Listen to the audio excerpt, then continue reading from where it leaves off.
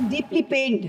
When we talk on the on the president's address, the Honorable Prime Minister leaves the chamber. Today, when we're speaking on the finance bill, the Honorable Finance Minister leaves the chamber. In any moment of decision, the best thing you can do is the right thing. The next best thing you can do is the wrong thing. And the worst thing you can do is nothing. The Honorable Finance Minister has made a mockery of the people of India in this union budget by doing absolutely nothing. Honorable Chairperson, sir, my respected colleagues, I stand here today on behalf of my party, the All India Trinamool Congress, to speak on the finance bill. Madam, I have to say I'm deeply pained at the very onset. I must point something out. When we talk on on the president's address, the Honorable Prime Minister leaves the chamber. Today, when we're speaking on the finance bill, the Honorable Finance Minister leaves the chamber. We members of the opposition are deeply pained by this. We hope that the government will take notice of our pain and be present in the House each time that we speak on relevant issues. Theodore Roosevelt, the 26th President of the United States, had said, in any moment of decision, the best thing you can do is the right thing. The next best thing you can do is the wrong thing. And the worst thing you can do is nothing. The Honorable Finance Minister has made a mockery of the people of India in this union budget by doing absolutely nothing. Whatever little changes are there are regressive and ill thought out.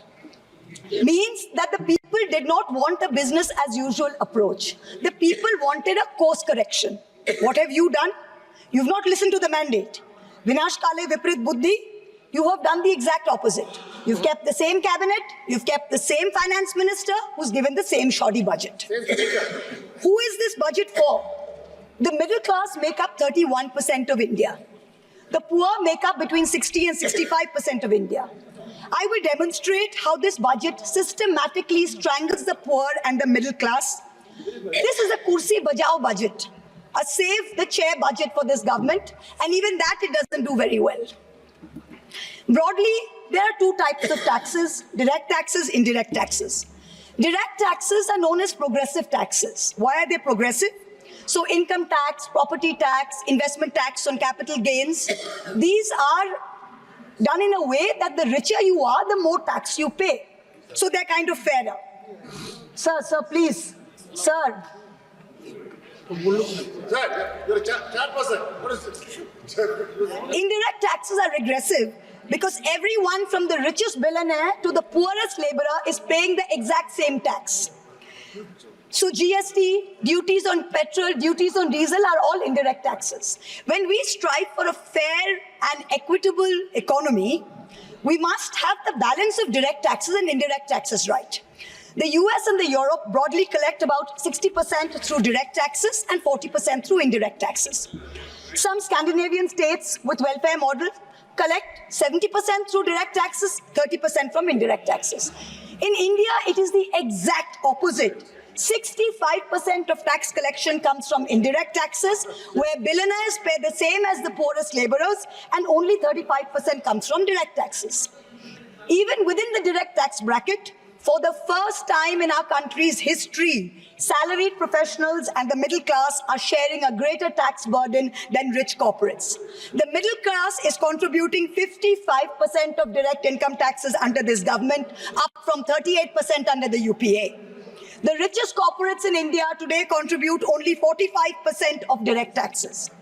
Not only is the middle class being taxed, but now with this budget, the savings of the middle class have also been taxed with removal of indexation and with a rise in the short-term capital gains. Investors who've made more than 11% return, we've done the calculation, that's about the threshold rate. If you have made more than 11% returns, so if you've made higher returns, then this new tax regime with the removal of indexation has happened is good for you. Now, people like our parents, pensioners, salaried middle class, risk-averse people who invested in gold, in property, in debt mutual funds, the removal of indexation has harmed them disproportionately. So the middle class has lost out. Debt mutual fund holders will end up paying more than 40% more tax because indexation is being changed from 20% to 12% for investments made before April 1st, 2023. So this is effectively penalizing those who've made low profits. You've anyway made lower profits.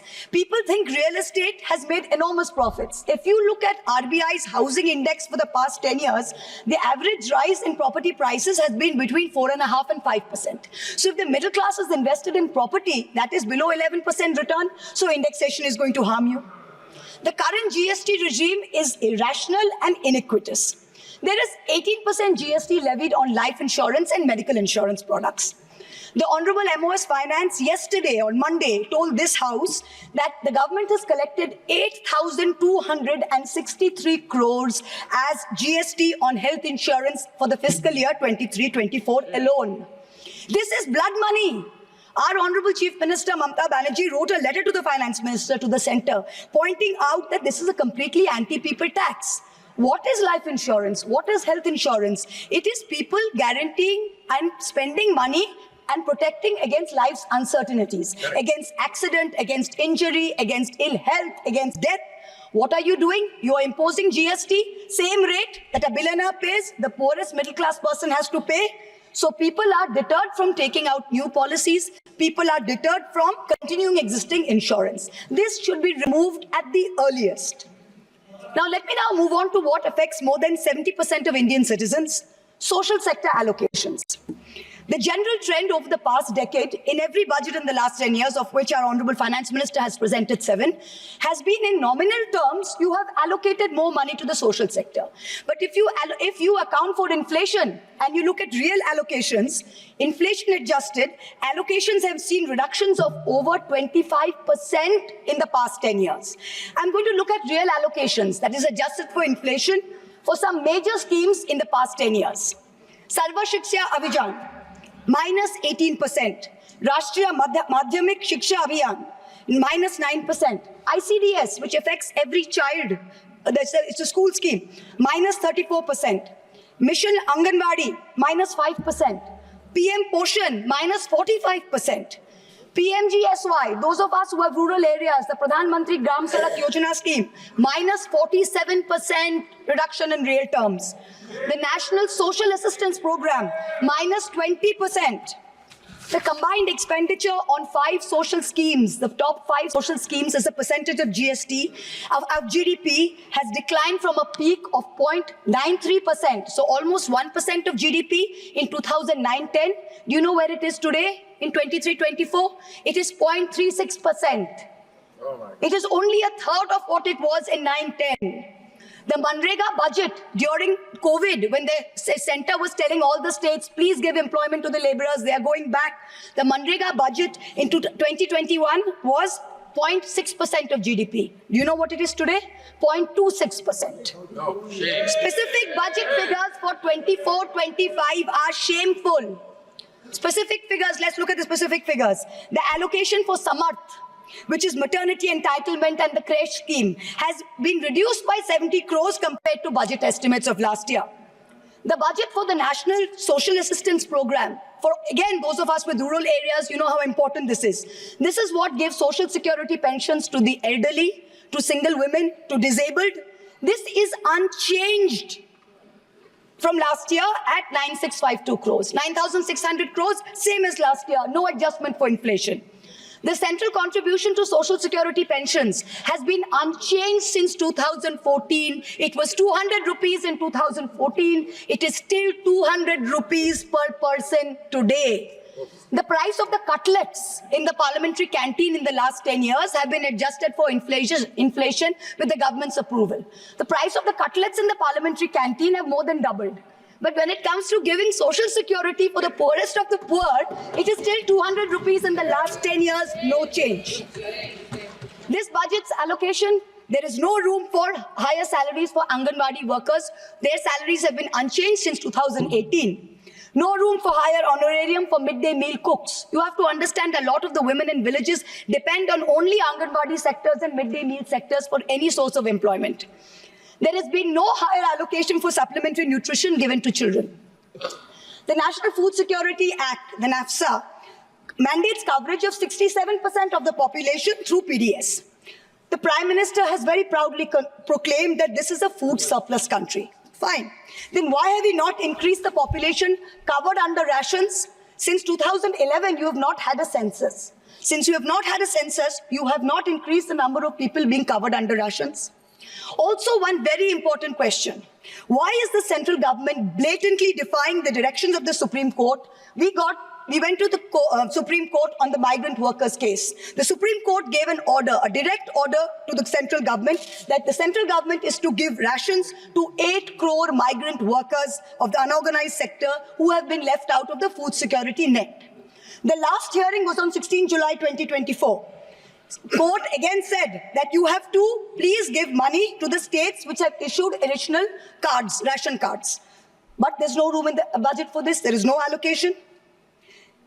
In this rush to protect its own chair, the government is making a very dangerous mistake, which is it's not giving enough to protect our borders.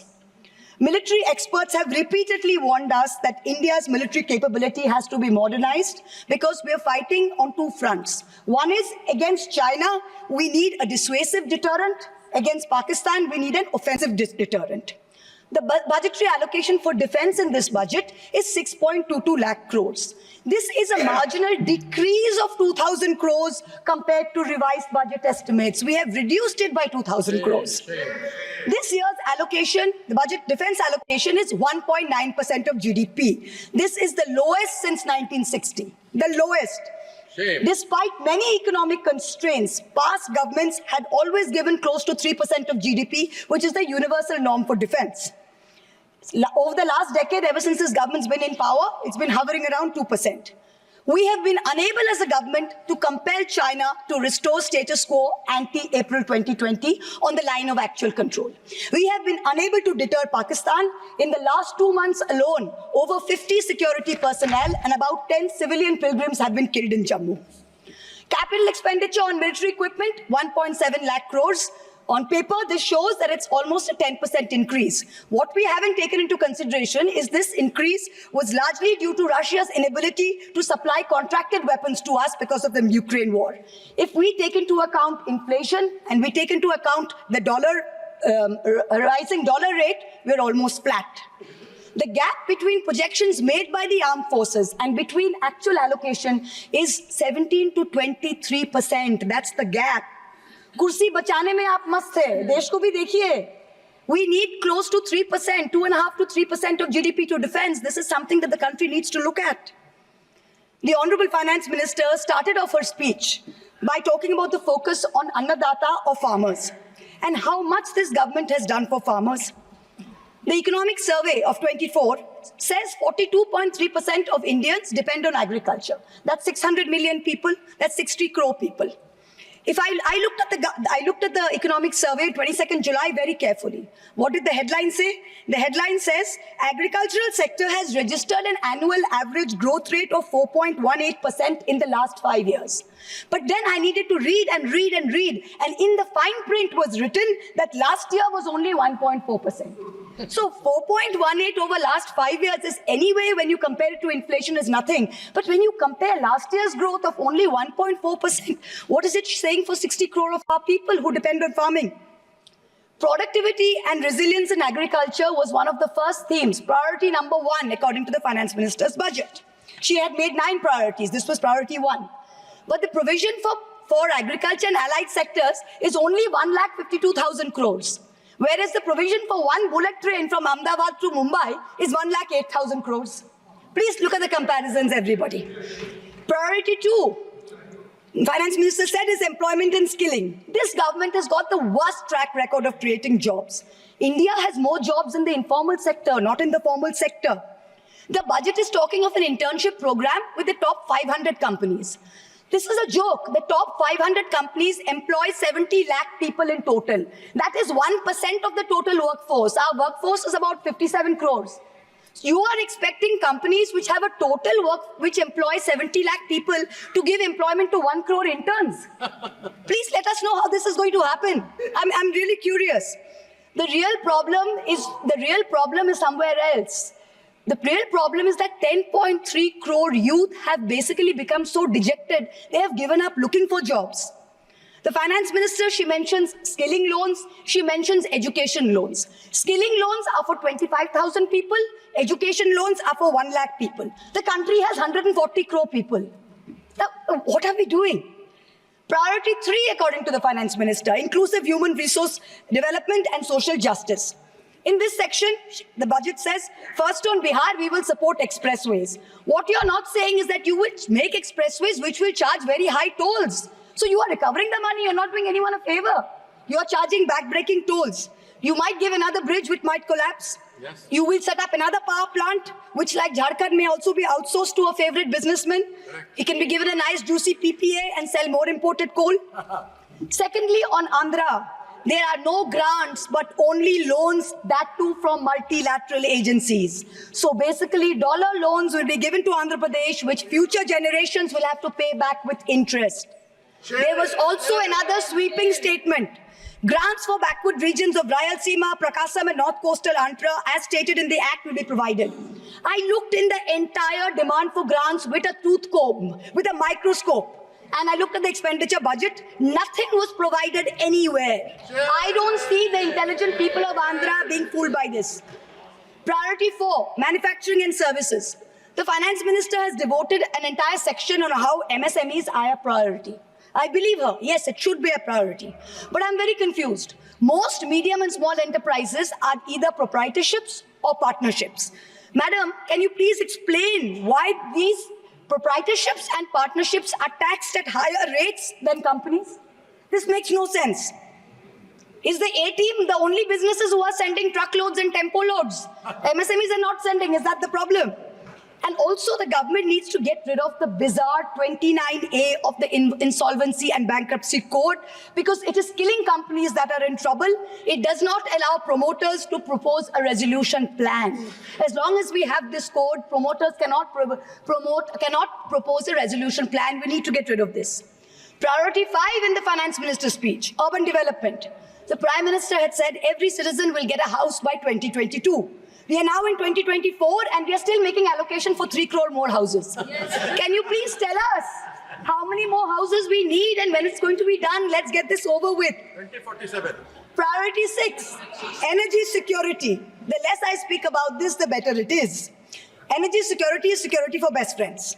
It's created by allowing best friends to import low-grade quality coal, mark it up as high-grade quality coal, and sell it to state development corporations at the cost of the country's environment, at the cost of the health of our citizens. Shame on. Priority 7, the finance minister said, was infrastructure.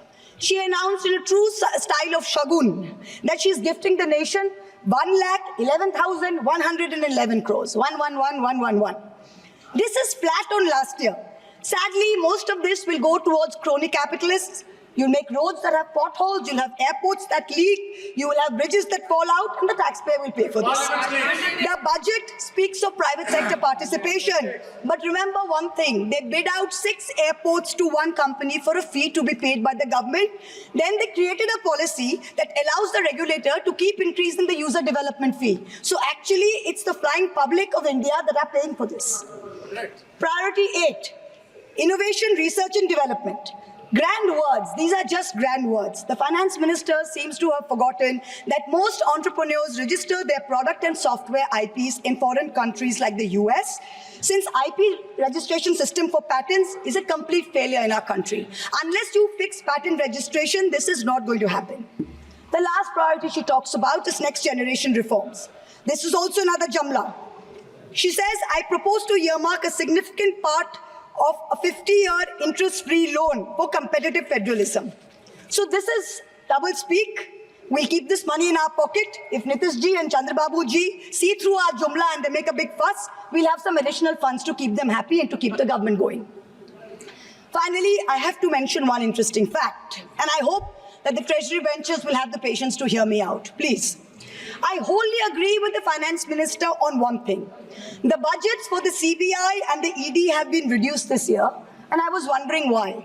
Is it because the voters didn't like the fact that you were using the CBI and the ED to go after the opposition and file fake affidavits? Or is it because you have outsourced the CBI and the ED completely to a businessman in Ahmedabad who's controlling the whole thing? Why have you reduced it? Number one. former Maharashtra Home Minister highlighted how BJP leaders and agencies have threatened him to filing a fake affidavit. In the case of Sandesh Khali in West Bengal, the women have confirmed on video that BJP leaders forced them to file fake statements. Similarly, I'm told in my matter, Mr. Adani on October 16, 2023, got my friend to his office in Ahmedabad and threatened him with dire consequences to file a fake affidavit.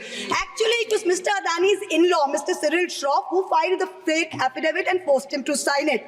Even today, every mid-level official in Adani's office calls mid-level officials in the CBI and says, 161 statement change karaiye, aapka sir ko bulaiye, madam ke against mein statement dijiye. I am telling the CBI via you, madam, please take a 164 statement once and for all. Don't keep calling back people at Adani's behest to change 161 statements to implicate me. It's going to get you nowhere. Let us reduce the CBI and the ED budget to zero.